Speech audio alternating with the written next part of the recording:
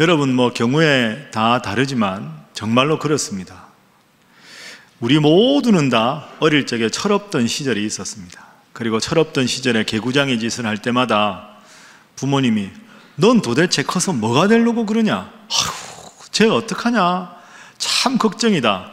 이런 걱정스러운 한숨을 꽤 많이 들어본 기억이 있습니다. 그런데 보십시오. 다들 그런 말썽꾸러기 시절이 있었지만 이제는 다 성장해서 멋진 사회인이 되고 하나님을 잘 믿는 그런 직분자로 거듭났습니다. 그렇습니다. 이 기다림이라고 하는 게 참 신비로운 겁니다. 지금 모습을 가지고 평가하는 게 아니라 오랜 세월이 지나서 그 성숙하고 아름다운 모습을 보면 기다림이라는 게 얼마나 신비한 건지, 특별히 그 하나님의 손 안에 있는 사람의 변화가 얼마나 대단한 것인지 우리는 익히 많은 사례들을 통해서 알 수 있습니다. 오늘 본문 말씀이 그 가장 극적인 변화의 좋은 예가 됩니다. 바로 예수님의 수제자였던 베드로입니다. 베드로는 예수님께서 돌아가시기 전에 3번이나 부인했던 참 나약한 제자였지만 위대한 사도 베드로도 거듭납니다. 그래서 오늘은 이른바 위드 코로나라고 이제 단계적 일상 회복을 우리가 11월부터 맞이하면서 우리 성도들이 어떤 태도로 신앙생활을 해야 되는가 하는 것을 오늘 두 본문 베드로를 통해서 한번 살펴보도록 하겠습니다. 자, 먼저 첫 번째 읽은 요한복음 21장에 나타난 베드로는 정말로 실망스러운 참 나약한 그런 베드로의 모습을 우리에게 보여줍니다. 제가 여러분에게 말씀드리고 또 여러분 잘 아시는 대로 예수님 십자가에 돌아가시기 전에 이 반장 제자 베드로가 예수님을 3번이나 모른다고 부인을 했습니다. 부끄러운 과거지요. 그런데 예수님께서는 약속하신 대로 사흘 만에 부활하셨습니다.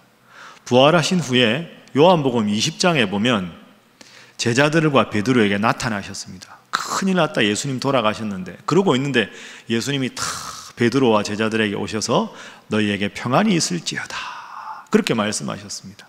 그리고 오늘 21장으로 연결이 되는 겁니다. 자, 여러분이 베드로라면 어떻게 하시겠습니까? 예수님을 부인했던 두꺼운 과거가 있었지만 예수님은 그걸 나무라지 않으시고 부활한 자신의 몸을 직접 보여주시고 너희에게 평안이 있을지어다. 그러면 베드로가 우리 예수님 부활하셨다, 이제는 내가 부활하신 예수님을 나가서 전해야 되겠다, 이게 제자로서 당연한 태도가 아니겠습니까? 그런데 베드로가 어떤 모습을 보일까요? 자, 요한복음 21장 3절에 베드로의 모습이, 실망스러운 모습이 등장합니다. 화면으로 보시면 시몬 베드로가 이렇게 말합니다. 한번 따라해 보시죠. 나는 물고기 잡으러 가노라. 나는 그냥 원래 어부인데 물고기 잡으러 가노라. 그러니까 또 제자들이 몇 명이서 같이 따라옵니다. 여러분, 이게 잘하는 게 아니죠. 예수님이 부활하셨다고 보여주셨으면 반장 제자답게 가자, 전도하러 가자, 예수님 부활하셨다, 이게 수제자다운 태도 아닙니까? 모르겠다, 나 물고기나 잡으러 간다. 이게 요한복음 21장의 첫 번째 장면입니다. 두 번째 장면에서 그렇게 한심한 베드로와 제자들에게 예수님께서 나타나십니다. 그리고는 물고기 한 마리도 못 잡은 제자들에게 많은 물고기를 잡게 해주십니다. 그리고 예수님께서 그 물고기를 가져오라고 하셔서 생선을 구워주시고 떡도 구워주시고 배불리 먹여주십니다. 한 말씀 하실 법도 한데 예수님은 한 말씀도 안 하십니다. 이게 두 번째 장면. 마지막 세 번째 장면은 그 제자들 중에서 베드로와 따로 예수님께서 대화하시는 장면입니다. 예수님께서 베드로에게 어떤 대화를 하셨을까? 오늘 우리가 읽은 첫 번째 본문 요한복음 21장 15절에 나옵니다. 자, 화면 보십시오. 그들이 조반 먹은 후에 예수님께서 준비한 아침을 잘 먹은 다음에 예수님께서 시몬 베드로에게 말씀하십니다. 요한의 아들 시몬아, 내가 이 사람들보다 나를 더 사랑하느냐? 베드로가 대답합니다. 주님, 그러합니다. 내가 주님 사랑하는 것 주님 아십니다. 그러니까 예수님께서 그 대답을 들으시고 내 어린 양을 먹이라, 이렇게 대답을 하셨습니다. 자, 정리를 해보면 예수님께서 베드로에게 너나 사랑하니? 베드로가 예, 제가 주님 사랑합니다.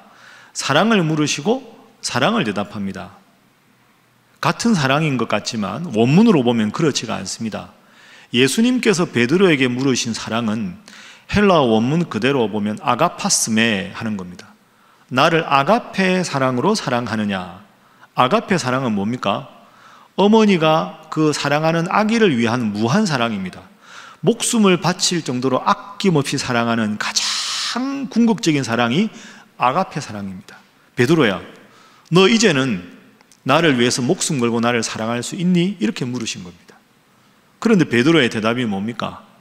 필로세, 제가 당신을 필레오의 사랑으로 사랑합니다.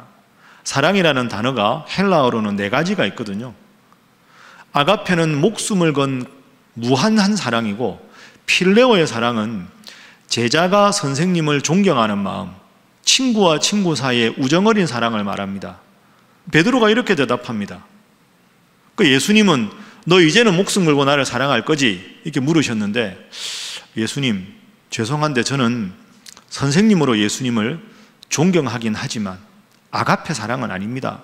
이렇게 대답을 하는 겁니다. 아마 베드로 마음은 둘 중에 하나였겠지요. 마음으로는 아가페 사랑으로 대답을 하고 싶지만 예수님 십자가에 달려 돌아가시기 전에 3번이나 부인한 전력이 있으니까 염치가 없어서 필레오의 사랑입니다. 이렇게 대답했을 수도 있고, 아니면 정말로 솔직하게 저는 아직도 예수님을 그렇게 목숨 걸고 사랑할 정도는 아닙니다. 이럴 수도 있습니다. 이러나 저러나 간에 예수님 기대치에는 미치지 못하는 사랑인 게 맞습니다. 여러분, 베드로는 참 나약한 사람입니다. 예수님 3번 부인하고 부활하신 예수님이 찾아와도 물고기 잡으러 가고, 예수님이 사랑하느냐 물어도 제대로 대답을 하지 못한 참 나약하고 보잘것없는 제자였습니다. 그런데 여기서 반전이 일어납니다. 예수님의 그 다음 말씀입니다. 내 어린 양을 먹이라. 따라합니다. 내 어린 양을 먹이라. 여러분, 베드로가 한없이 부족한 대답을 했잖아요. 그런데 내 어린 양을 먹이라. 내 어린 양이 누굴까요? 예수님께서 십자가에 달려 돌아가실 정도로 사랑했던 초대교회 예수님을 믿던 성도들, 그 초대교회 성도들이 예수님의 어린 양인데, 이들을 먹이라 하는 말은 베드로야, 너 초대교회 지도자가 돼서 이 내 목숨값과 바꾼 이 사랑하는 초대교회 성도들의 잘 양육하라. 그 권한을 지금 베드로에게 주시는 겁니다. 예수님의 눈높이에 한없이 미치지 못한 베드로였는데 예수님은 그럼에도 불구하고 베드로를 믿어주신 거죠. 이게 오늘 본문의 첫 번째 내용입니다. 여러분, 어떻게 생각하십니까? 예수님 왜 그러셨을까요? 한 번쯤 한마디는 하실 수 있지 않겠습니까? 야, 베드로, 넌 진짜 안 되겠다. 내가 이렇게 기회를 많이 줬는데도 한 번도 내 기대치에 부합하지 못하는구나. 미안하다, 베드로, 넌 아웃이다. 넌 이제 제자 노릇하지 말고 가라. 그게 아니고, 그래 베드로야, 괜찮아. 내 어린 양을 먹여라. 내가 너에게 초대교회를 위탁한다. 그런데 그 위탁을 받은 베드로가 위대한 변화를 합니다. 그게 두 번째 본문입니다. 사도행전 2장의 베드로는 위대한 사도입니다. 나약한 제자가 아니라 정말 위대한 사도로 거듭납니다. 오늘 우리가 두 번째로 읽은 사도행전에 보면 베드로가 11제자와 함께 많은 무리들 앞에서 담대하게 설교를 합니다. 자, 2장 14절 말씀을 화면으로 보십시오. 베드로가 11사도와 함께 서서 소리를 높여서 크게 소리를 질러 설교하면서 내 말에 귀를 기울이라. 이렇게 15절부터 계속해서 베드로가 설교합니다. 갈릴리 어부 출신의 베드로가 용기를 내서 설교합니다. 설교를 듣고 난 회중들의 반응, 무리들의 반응이 궁금하시지요? 37절 보십시오.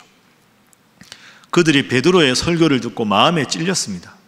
베드로와 사도들에게 묻습니다. 야, 이 말씀 들으니까 우리 가슴이 뜨거워지는데 우리가 어떻게 하면 좋겠소? 베드로에게 묻습니다. 베드로가 당당하게 외칩니다. 2장 41절 말씀. 자, 당당하게 외친 베드로, 그 결과입니다. 함께 읽어보죠. 시작.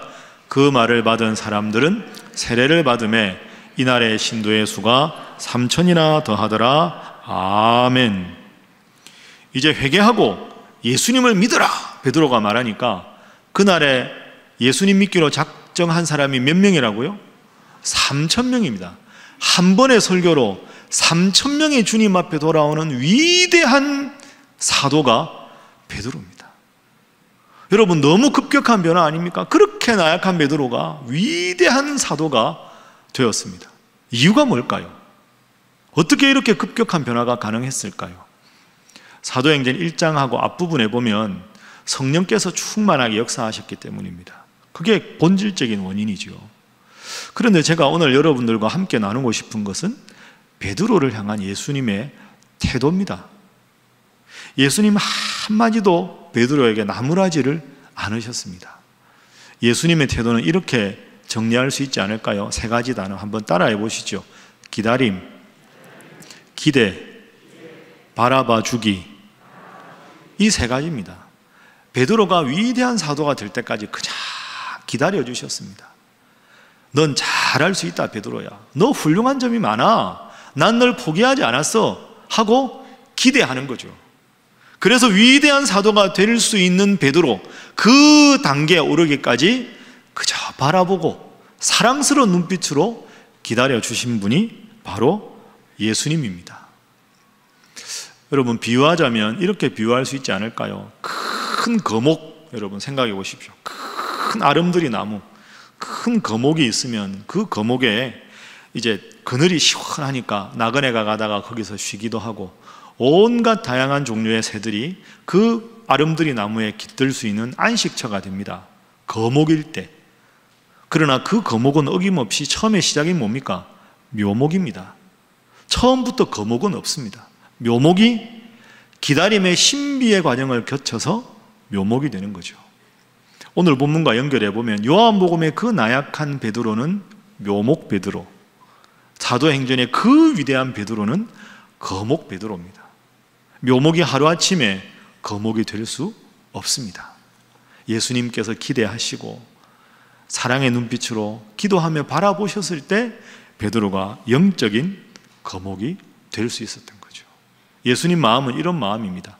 베드로야, 난 널 포기하지 않았어. 난 너한테 여전히 관심이 많아. 넌 참 잘할 수 있어.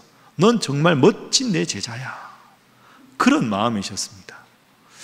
여러분, 제가 지금 설교하면서 오늘 예배드리면 여러분을 뵈니까 이제 11월 첫째 주일이 돼서 평상시에 예배당에서 못 뵙던 분들이 꽤 나오셨습니다. 참 반갑습니다. 그런데 또 한편 반드시 오늘 이 자리에 나오셔야 되는 분 중에 아직 안 나오신 분들도 있습니다. 우리가 어떻게 해야 될까요? 기다려야죠.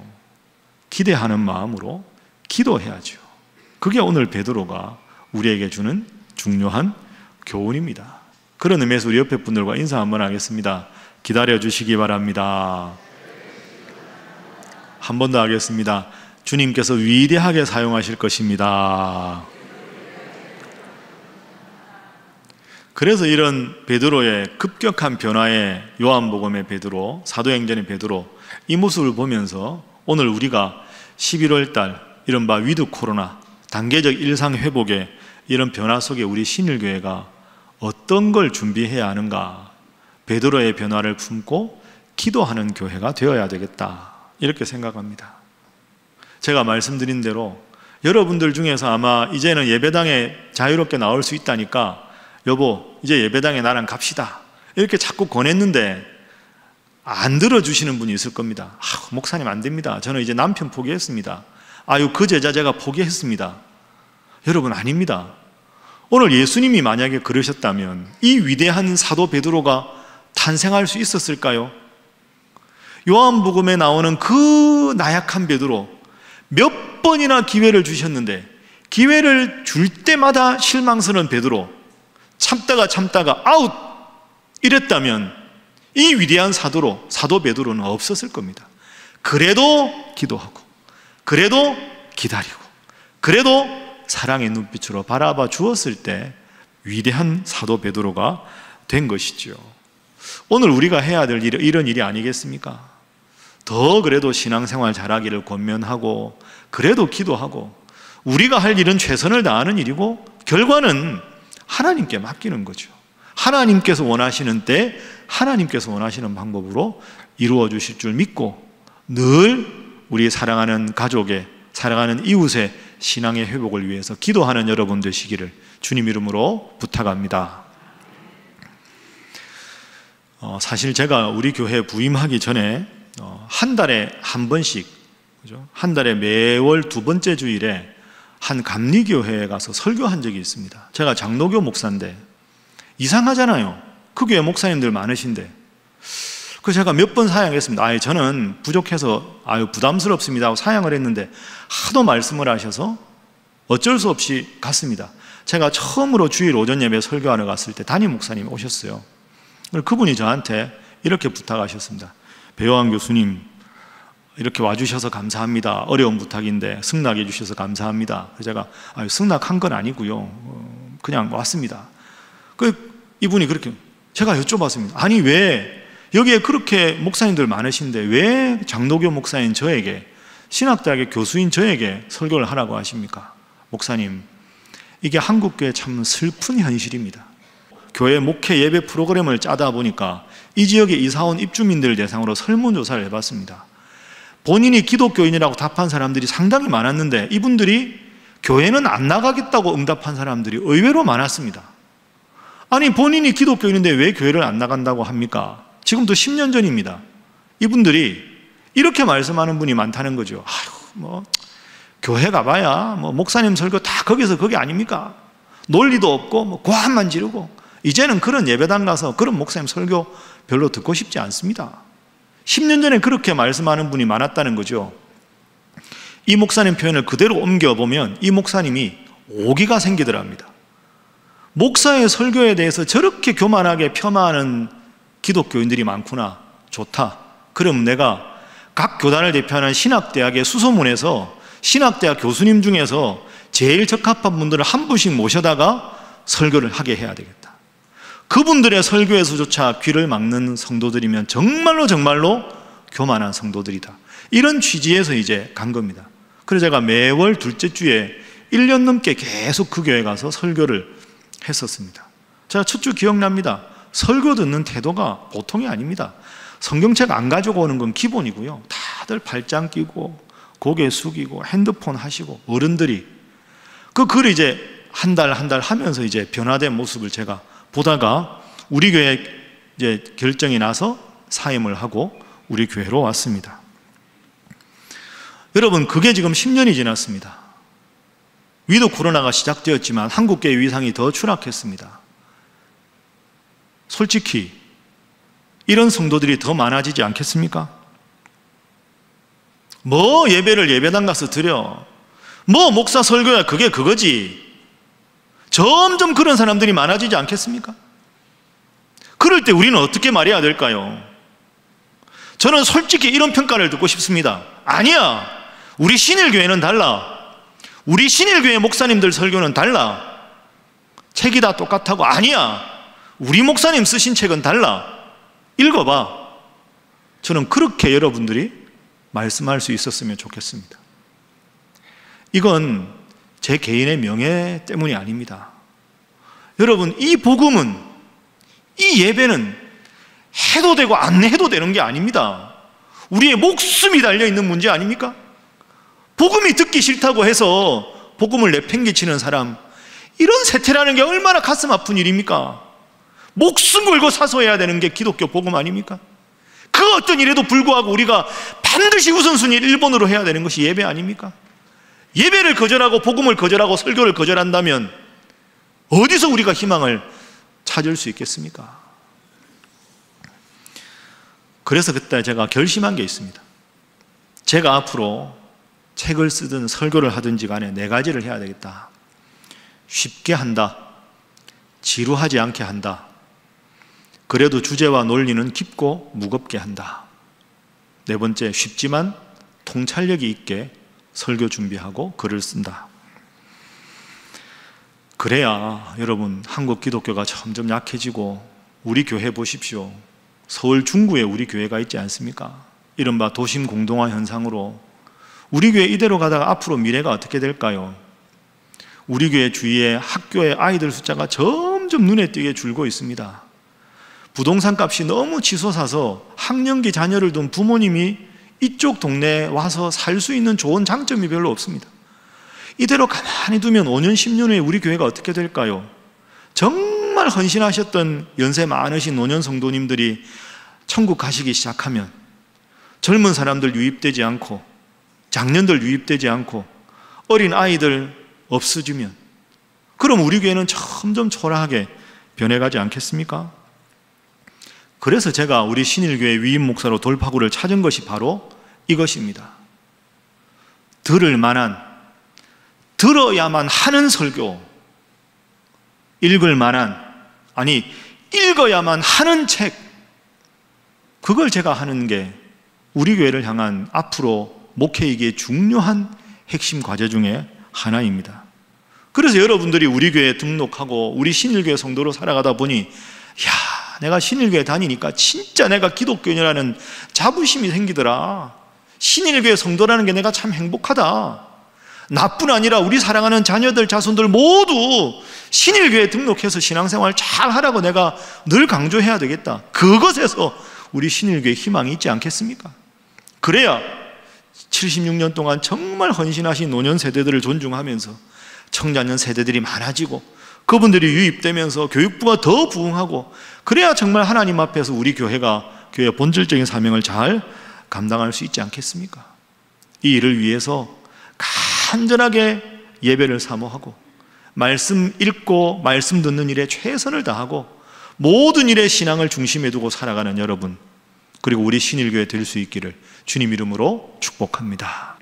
말씀을 정리합니다. 여러분, 두 가지를 꼭 기억하십시오. 첫 번째, 여러분에게 베드로는 누군가 한번 생각해 보십시오. 그리고 떠올리셨으면 그분을 위해서 기다려 주십시오. 목사님 안 됩니다. 저 사람은 안 됩니다.